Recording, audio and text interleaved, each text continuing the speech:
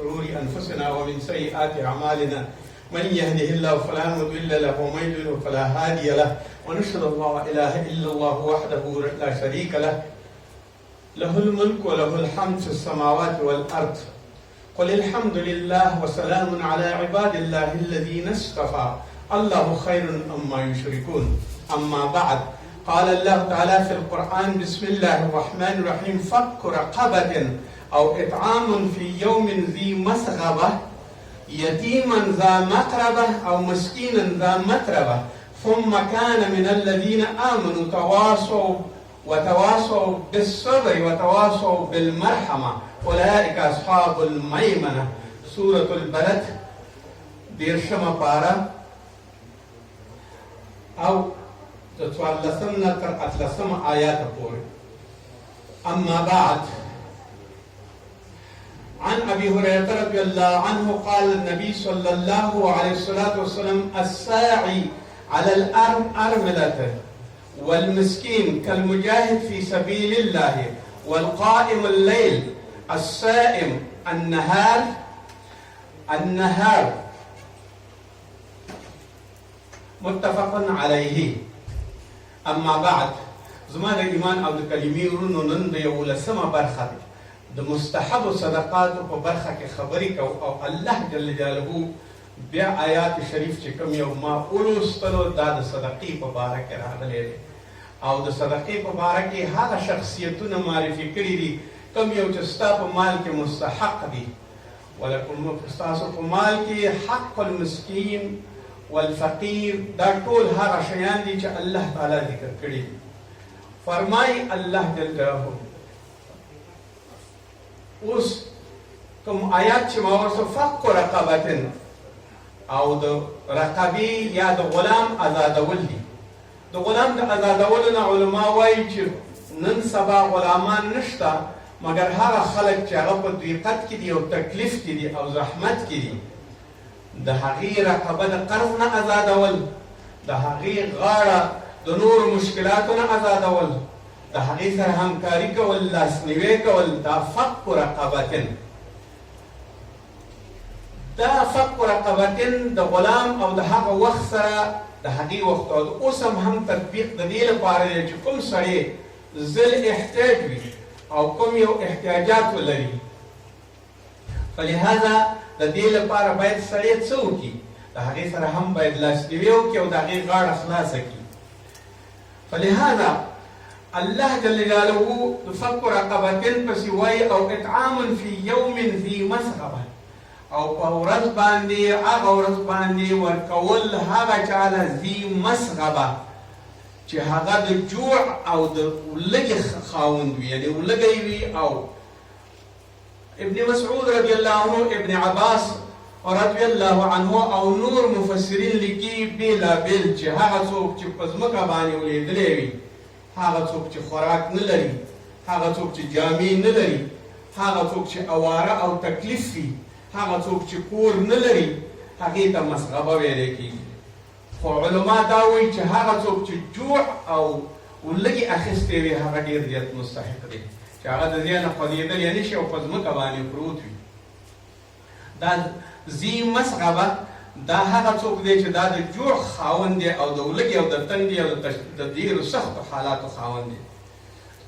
بل په فی ذي یوم یتیما او په دې ورځو کې د یتیم دپاره ورکول یتیمن هغه څوک ذا مقربه کوم یو یتیم چې تا سره نږدې وي، پلار یې مړ شوی، مور یې مړه شوې یا یو د مور او پلار د مړه شوي او کومه چاره نه لري د یتیمتوب دپاره، نو دا د نږدې خپلوانو هغه څوک چې نږدې خپلوان دي نو ستا مکلفیت دا دی چې باید د یتیم سره کومک وکړي او د یتیم لاسنیوی وکړي، ځکه چې یتیمان الله جل جلاله رسول صلی الله علیه وسلم فرمایي انا وکافل الیتیم کهاتان، ورځ په قیامت به زه او د یتیم وارث یا هغه څوک چې د هغې اخلي او د هغې تکلیف تېروي دواړه به داسې وي په جنت کې لکه دا دوه ګوتې چې وي، یعنې زما سره به په جنت کې یو ځای وي هغه.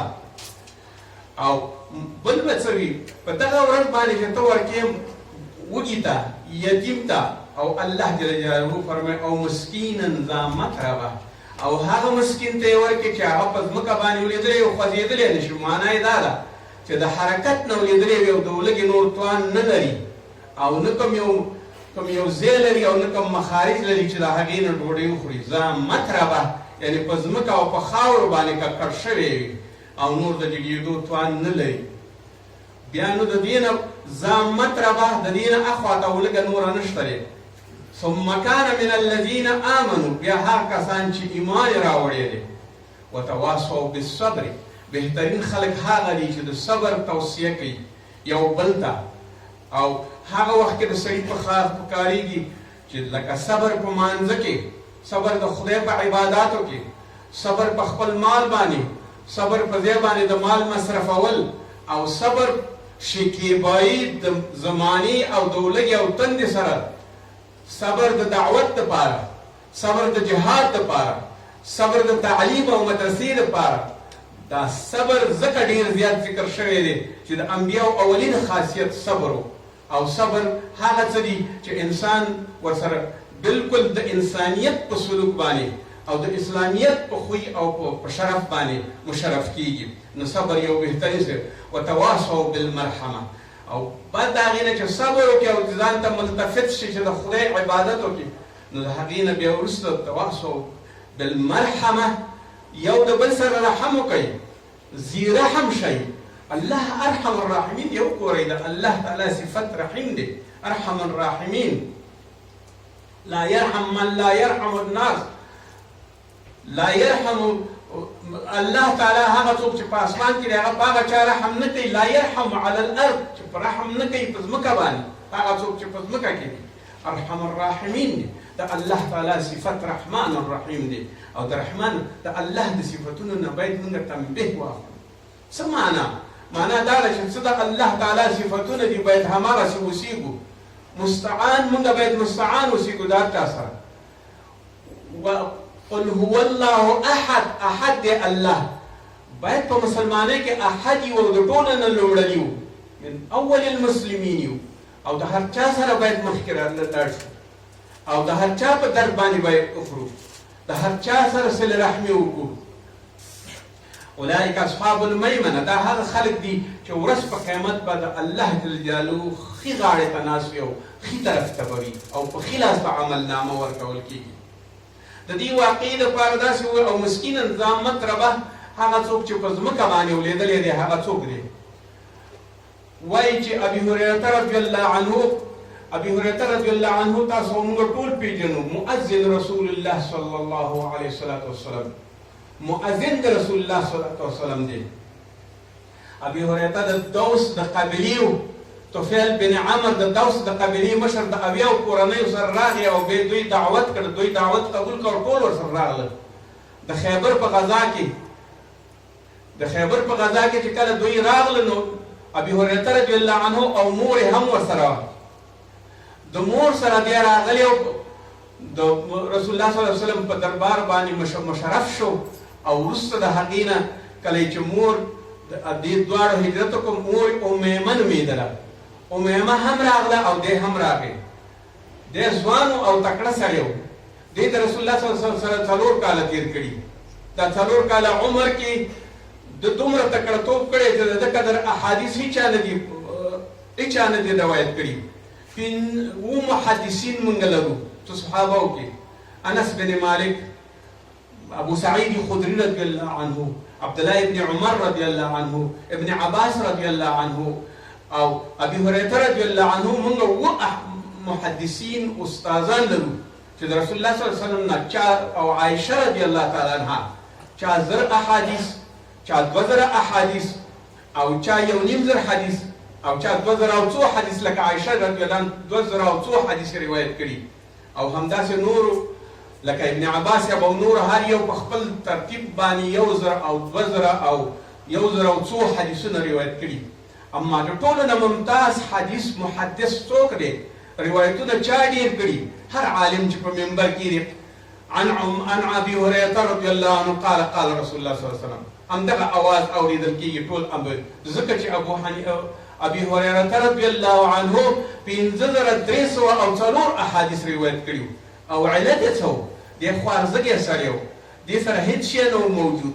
دې د خوارۍ او زارۍ نه دومره په تکلیف کې و چې دې خپل ځان نه شو وړلی. حتی دغه زامه مسکینا ذا متربه زما مثال دا و. یوه ورځ ابي هريره رضی الله عنه د ولږې د لاسه په لاره کې پروت و او ویل چې زه هېڅ ترتیب نه لرم چې څه وکړم. نو زما په لاره باندې په ما باندې قدم باندې تېر شو ابوبکر صدیق. وایي ما ورته پوښتنه وکړله چې دا د مسکینانو حق او د فقیرانو څه دی آیات مې ورته وویل مسکینا و یتیما. وایي هغې راته ترجمه وکړه او راته دغه وکړه. نور هم زما په حال یې رحم ونه کړ چې زه وږی یم پوه نه شو. دویم ځل عمر رضی الله عنه راغی ما ونه بیا پوښتنه وکړه مګر دا جرأت مې ونه کړ چې زه وږی یم. خپله ولږه مې پټه وساتله. سر مې راجګ کړ او من عمر رضی الله عنه نه مې سوال وکړ د قرآن په باره کې. هغې هم راته شرحه وکړه او زما ولږه یې درک نه کړه. زه پرېوتم په ځمکه باندې. لږ ساعت پس رسول الله صلی الله علیه وسلم تشریف راوړ.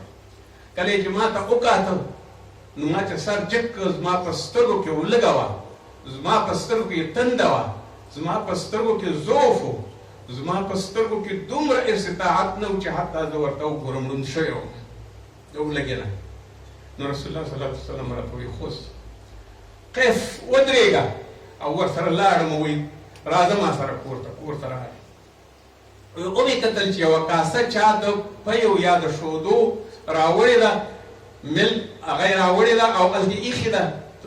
رسول الله صلی الله علیه وسلم هدیه کړې ده. ما ته یې ویل چې ورشه اصحاب صفه راوله. وایي زه لاړم اصحاب صفه مې راوړه 80 کسانو. اصحاب صفه کله 100 کسانو، کله به 80 کله به 50 کله به 80. په لحاظه دې ورځ باندې 80 کسان سپاهي صحابه اصحاب صفه کله چې دوی راغله نو ما وایي زړه کې داسې وویل چې ایا دا به څنګه شي؟ دا 80 کس دا شوده وڅکي، دا پی وڅکي او که نه زه یې وڅکم، دا به څنګه کېږي؟ وایي زړه کې مې درد وایي. ما ته یې ویل چې دا واخله دا کاسه خوس. ما وایي دا کنډول یا کاسه ما واخیستله او د ښي لاس نه مې ونیوله. ټولو اصحابو صفاو ته مې ورکړه، ځانونه یې ماړه کړه. په لحاظه وخت چې د ټول ماړه شو نو ما ته رسول الله صلی الله علیه وسلم وویل چې ته یې هم وڅکه. وایي ما ورته ویل ښه. رسول الله صلی الله علیه وسلم یو ځل یې مې چې وڅکل راته یې ویل چې پوه شو چې دا لا موړ شوی دی. ما ته ویل بیا یې وڅکه. وایي بیا مې وڅکل. بیا درېیم ځل یې راته ویل چې بیا یې وڅکه.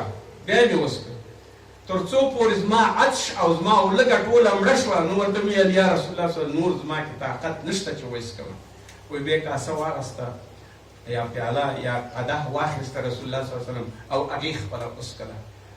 نو دلته الله جل جلاله او مسکینا ذا متربه په هغه مسکین رحم وکوئ چې په ځمکه باندې پروت وي، په هغه مسکین رحم وکوئ چې ستاسو په خوا کې خوار وي، په هغه مسکین رحم وکوئ چې ستاسو په وطن کې تکلیف باندې وي، په هغه مسکین باندې رحم وکوئ چې د هغې دپاره هېڅ وسیله او واسطه نشته او ته یې ورته حاکم مقرر کړئ.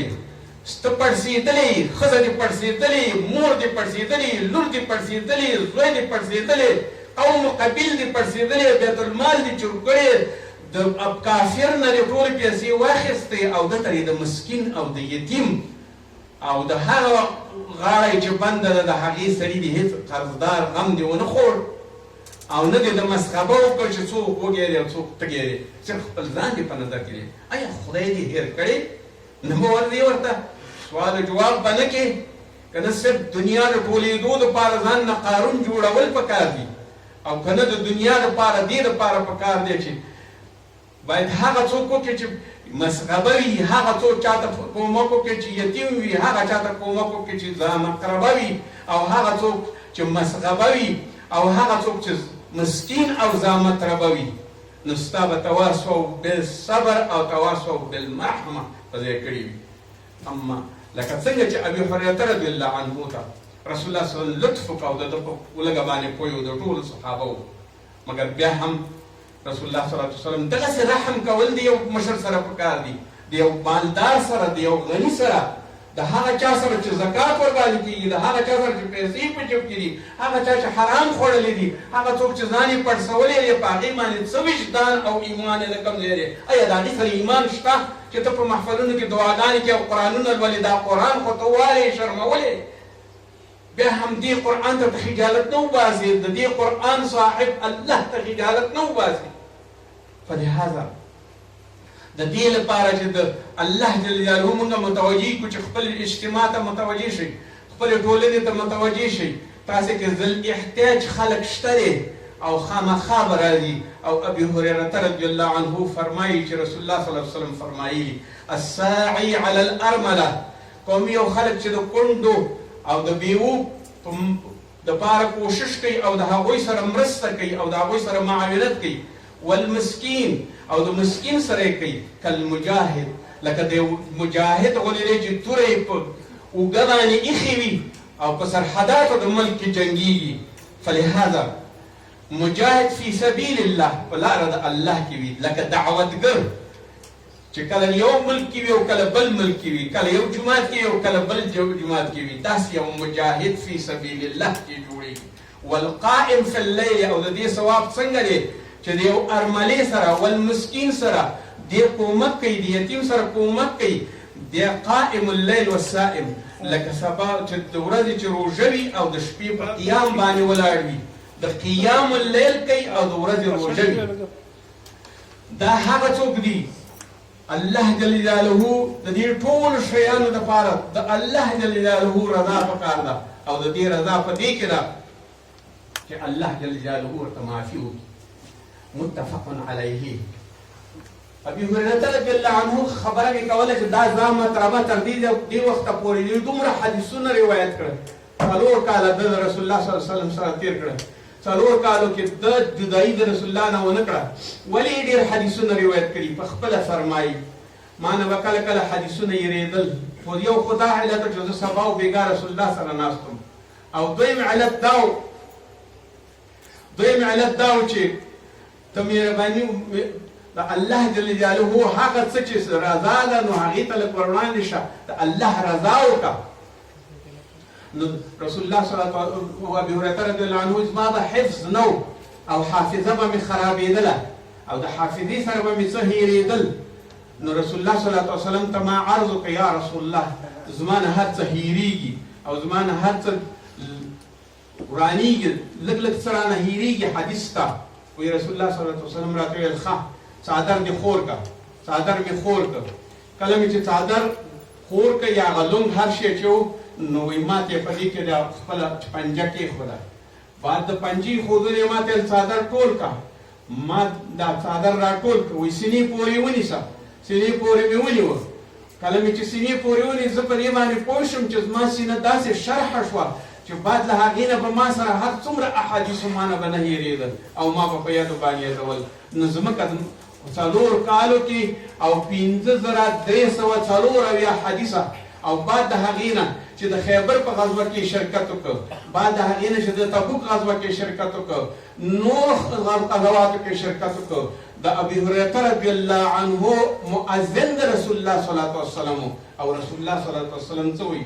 الامام ضامن، امام ضامن دی.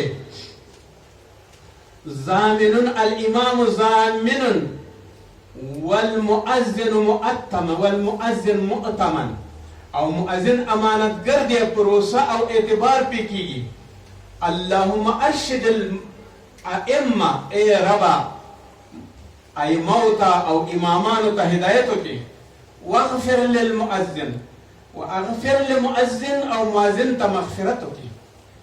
اوس دا دواړه دعاګانې د مؤذن دپاره او د امام دپاره شوي دي.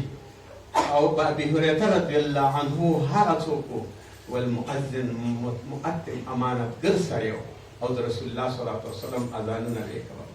خلک به د خوب نه روجې نه او د خلک به د سحر د خوب نه پاڅول چې مانځه ته تیار شي.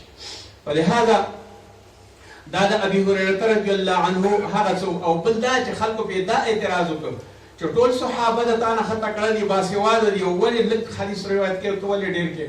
ویل زما انصار وروڼه به سهار جګ شو خپلو پټو او خپلو ځمکو ته به لاړ کار به یې کوو او زما مهاجر وروڼه به چې مونځ به یې وکړه نور به لاړه بازار ته، خپل بازار کې به خپله سوداګري او تجارت به یې کوو او زه به د رسول الله صلی الله علیه وسلم سره ناست وم. مور یې چې وه هغه کافره وه.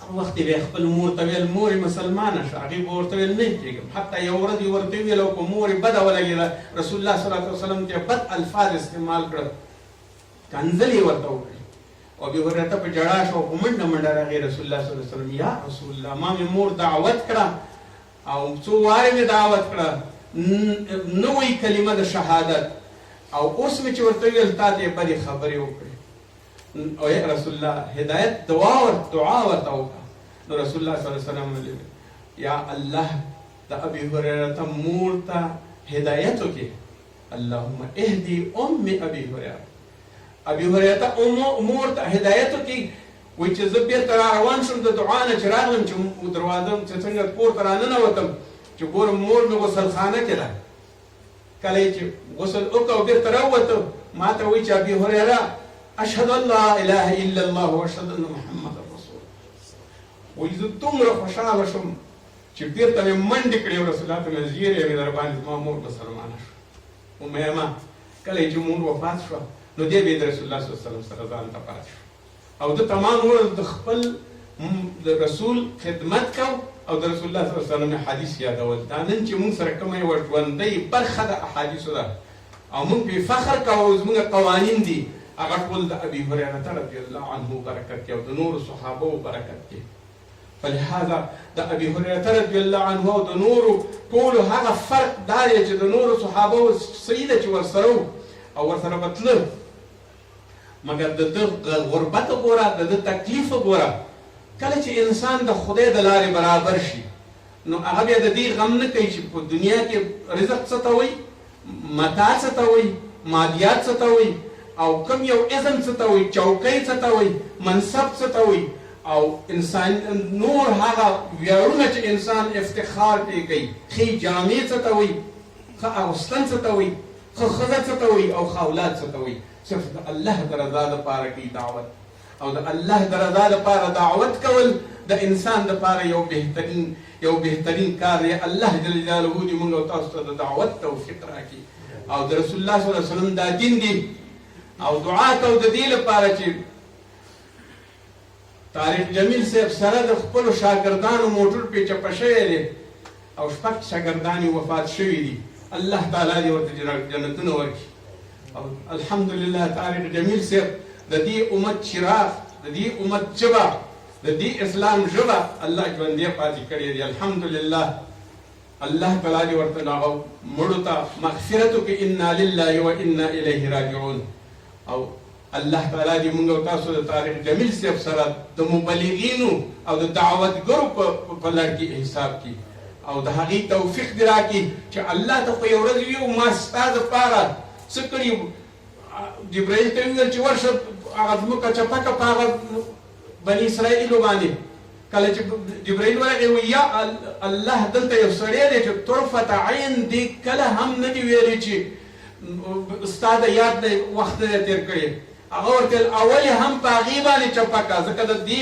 مخ کلم زما د خاطره او زما د دین د خاطره کله هم نه دی سور شوی نو د دین پروا یې نه ده کړې نو زه بیا د دې عبادتونه به څه کوم الله تعالی دې موږ او تاسو ته د دین مرسته وکړي او معاونت دې وکړي او موږ دې په خپله لار کې استعمال کړو زما ورونو نن څوک په یو څه اموخته څوک په بل څه اموخته څوک یو شی خوري حرام څوک بل شی خوري نه فکر نه دی زامن بچي پټ سي خو دغه خلک رسول الله صلی الله علیه وسلم وایي ټول لایق د اور دي دې ته په ژوند کې هم ټول آفتونه رسېږي او په مرګ کې هم د ژوند همدا آفات چې حرام خوري او د آخرت آفات په کله چې ورورسېده بیا به الله جل جلاله ورسره حساب وکړي ربنا آتنا فی الدنیا حسنه وفي الآخرة